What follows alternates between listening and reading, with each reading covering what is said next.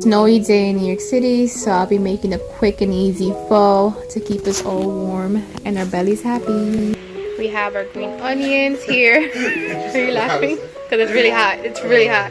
Cilantro, some mint, bean sprouts, and some onions. And then we have, oh, it's hot.